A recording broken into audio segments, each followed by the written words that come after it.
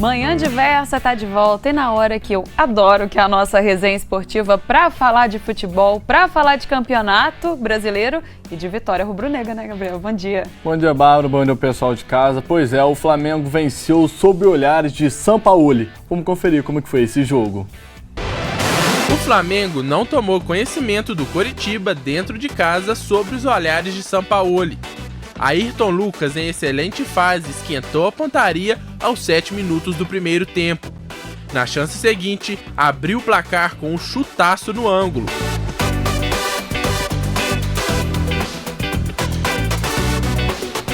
O segundo e terceiro foram no segundo tempo. Gerson foi derrubado dentro da área.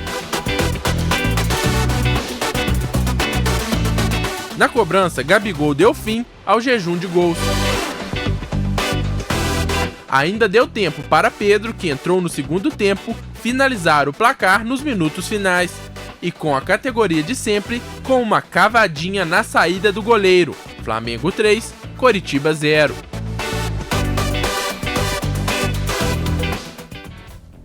E foi uma atuação sólida do Flamengo, um primeiro tempo que o Flamengo já dominou, no segundo tempo também foi pouco incomodado pelo Coritiba.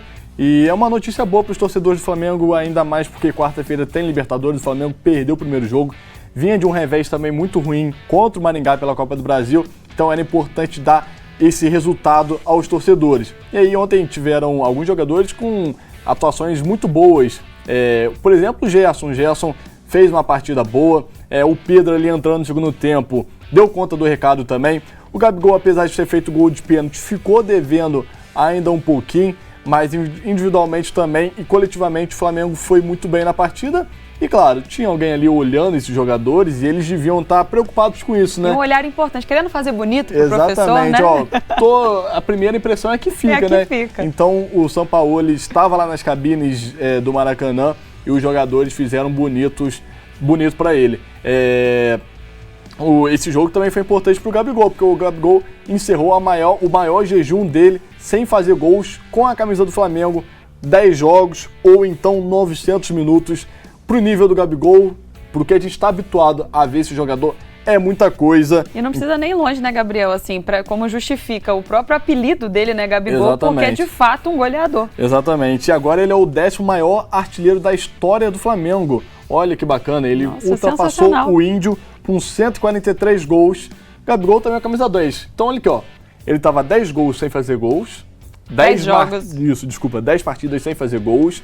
Ele é o camisa 10, entrou no top 10 e... Então é muito 10 aí, né? Pô, e a minha nota pra ele eu não vou mudar não, vai ser 10 também, tá? Porque exatamente, Gabigol até quando não tá no melhor jogo, na melhor partida, é o cara que tem estrela, finaliza e faz gol, né? É uma das peças, assim, do Brasil, de uma forma geral, que é difícil perder pênalti, né? Assim, tem poucos episódios em que ele conseguiu perder um pênalti, e eu acho que esse jogo também, Gabriel, com 3-0 do Flamengo, mostra quanto que essa questão ali, dessa indecisão em relação ao técnico, ainda que ainda tivesse, né, ali com o Vitor Pereira, essa de, será que ele fica, será que sai? Isso provavelmente estava afetando o emocional do time, que a partir do momento que a situação ficou decidida, e como você colocou muito bem, o pessoal aí querendo fazer bonito, né, pro Sampaoli, que já estava de olho, isso aí eu acho que surtiu efeito e surtiu um 3-0. Exatamente. Quem fez bonito mais uma vez, mas é um jogador que está sendo muito regular nessa temporada do Flamengo, é o Ayrton Lucas. A gente viu ali, ele chutou, esquentou a perna e no próximo chute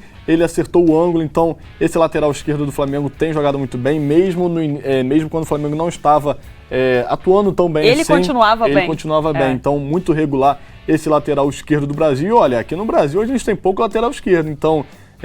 se ele continuar atuando assim, é um forte candidato a preencher essa lacuna aí da seleção brasileira. Esse jogo também foi muito importante por causa do BH, o Bruno Henrique, que voltou a atuar depois de 10 meses. É muito tempo fora de campo. E com essa partida que ele entrou, ele completou 100 jogos com a camisa do Flamengo. Então olha que bacana. Bom momento para voltar, né? Exatamente, voltou e ainda completou uma marca importante, ainda mais falando de Flamengo, né? Completar 100 jogos com essa camisa do Flamengo não é para qualquer um. Não é para qualquer um. E eu vi até em algumas entrevistas, né, assim, na coletiva do Bruno Henrique, ele realmente mexido, né, com o momento que ele precisou parar por uma questão de uma lesão que foi super grave. E que bom ver que tá aí, que tá bem.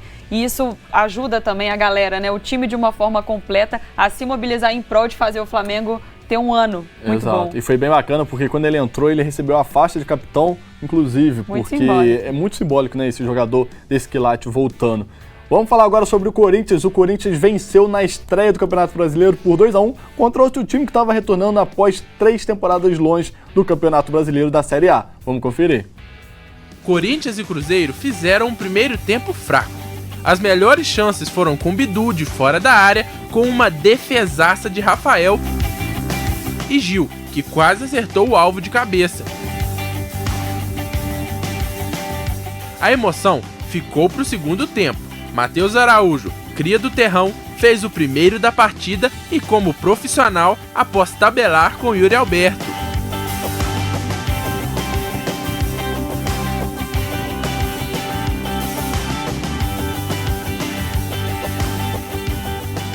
Depois disso, a partida até que melhorou.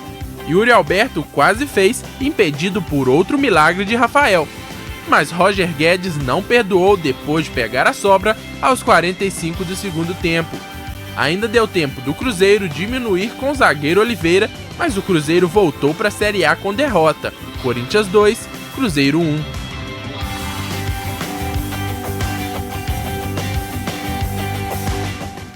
Como a gente conseguiu ver aí nesses melhores momentos, dava para ter assistido só o segundo tempo, né, Gabriel? Exatamente, a emoção ficou pro segundo tempo depois que o Matheus Araújo entrou e fez a diferença. Ele entrou no lugar do Juliano, fez o gol e cria do Terrão, como é chamado, a categoria de base do time do Corinthians. Então, que partidaça, que momento pro menino fazendo o seu primeiro gol como profissional. E Ronaldo estava por lá também, né? Exatamente, o Ronaldo estava por lá, que também é muito conhecido por conta do Corinthians, atuou no Corinthians. Ronaldo hoje é o dono aí dessa SAF do Cruzeiro. Falando um pouquinho mais do Cruzeiro, é um retorno muito simbólico também para esse time mineiro, porque depois de sofrer tanto, ficar tanto tempo na Série B, o Cruzeiro voltou para a Série A. Não foi da forma como o torcedor imaginava, o torcedor queria a vitória, descontou ali só no finalzinho com o gol de cabeça do Oliveira. O Cruzeiro, o Ronaldo já deixou claro que deve ser um ano aí para poder continuar na Série A. Inclusive o elenco do Cruzeiro não é para poder brigar por grandes coisas, mas bem bacana também esse retorno do Cruzeiro à Série A, de onde não deveria nem ter saído, né? Um clube desse tamanho, desse quilate, ter jogado tanto tempo na Série B, realmente foi bem triste para os torcedores. Falando um pouquinho mais sobre o Corinthians, então, o Corinthians ganhou esse jogo com os titulares. Na quarta-feira já joga pela Libertadores contra o Argentino Júnior, assim como o Flamengo também, que eu esqueci de falar. O Flamengo joga contra o Nublense no Maracanã. O Corinthians também vai jogar dentro de casa em Itaquera. E aí tem aquele ditado, né? Ditado já para os torcedores do Corinthians. Caiu em Itaquera, o Cruzeiro caiu em Itaquera, perdeu. Vamos ver se o Argentino Júnior, quando cair em Itaquera, também vai perder essa expectativa dos torcedores do Corinthians. E, Gabriel, já na quarta-feira estreia do São Paulo, né? Já na quarta-feira estreia do São Paulo, isso mesmo. E primeiro jogo do Flamengo nessa Libertadores no Maracanã, assim também como o do Corinthians. A gente vai falar agora sobre a vitória do Grêmio contra o Santos. Mas esse jogo teve uma particularidade. Um pênalti bizonho perdido pelo Luizito Soares. Grêmio e Santos diminuíram a média de gols na primeira rodada. O placar, que foi tímido, teve apenas um gol no fim da etapa inicial com João Pedro, o lateral direito com a perna esquerda. A partida, apesar de poucos gols, foi bem animada. Cristaldo obrigou João Paulo a fazer uma defesaça. Luizito chutou na lua no pênalti. Pô, Luizito, não é futebol americano. A chance mais clara foi do Santos com Bauerman, mas o ímpeto santista acabou depois da expulsão de Soteldo.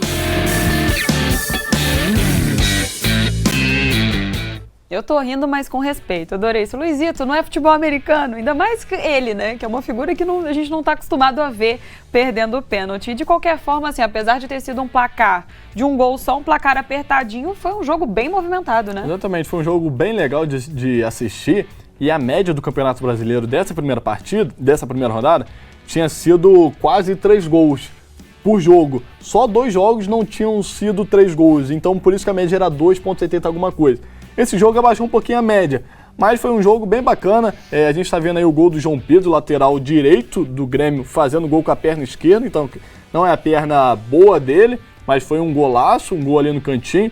No segundo tempo, o Grêmio foi pra cima, teve essa chance perdida aí com o Luizito, que a gente tá vendo no detalhe, e aí a Barra falou que o Gabigol não perde pênalti, é muito difícil ele perder. Agora, tem centroavante perdendo muito pênalti, Luizito, Cano também não tem batido muito bem pênalti, perdeu 2 em sequência, enquanto o Flamengo ele pegou o rebote.